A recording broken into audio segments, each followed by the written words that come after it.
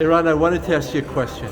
Please. Is urban aeronautics something extremely unique in aviation? And what is it? Urban Aeronautics is very unique in aviation. I think it's the first time where actually closed aviation, as we call it, is we take the limits and move the limits. Being able to fly near a building, touch a building, doing things that no other aircraft, helicopter, UAV can do is very unique.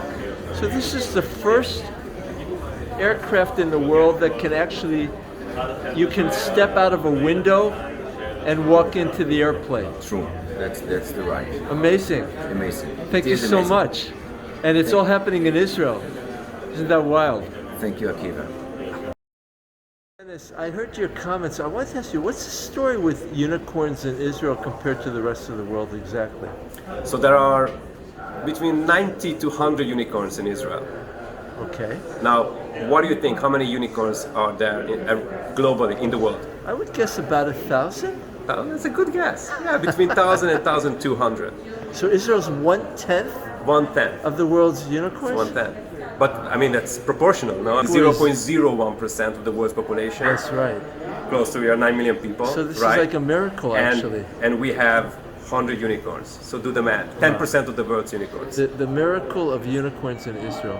I wanted to ask you, Dennis, also something else. Can you explain to me about our crowd? Your crowdsourcing, was this something extremely unique in the philosophy of how to gather venture capital? Correct. So basically, if you think about it, venture capital has disrupted every single industry in the world. It also brought incredible returns to the investors, but traditionally, it has only been available to the biggest corporations, to the biggest financial institutions. Now, with our crowd, we democratized access to the venture capital asset class.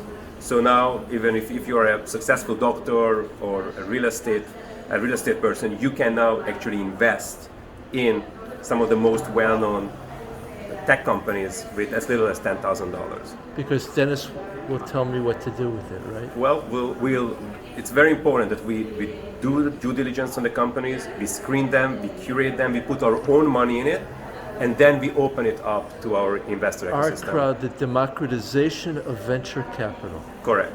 That's Only it. in Israel. Only in Israel. Thank you. Thank you so Shana much. tova. Shana tova. From Grove Ventures, I wanted to ask you something. Why is Israel the place to design the next generation of chips? Well, I think, first of all, because we designed the previous one.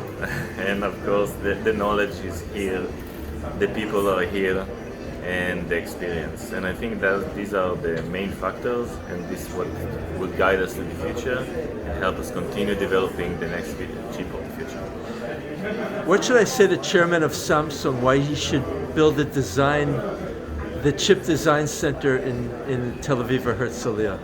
First of all, we'll be very happy to help him in any way we can, and I think he should just come and see what we're doing here in Israel and see the people that are behind the deepest and most cutting-edge technology in the semiconductor industry, and we'll be happy to help him in any way we can. Okay. Tal, Grove Ventures is involved in extremely deep technology. Is Israel the place to design the future chip, or can we compete with Silicon Valley? Definitely. I think we are better than Silicon Valley when it comes to semiconductors. It's a bold statement, but I firmly stand behind it. I think the most cutting-edge technology in the semiconductor industry is being developed in Israel. We see it in AWS chips, we see it in Intel chips, we see it in Apple chips. The best chips designs are being done in Israel, and we're the future.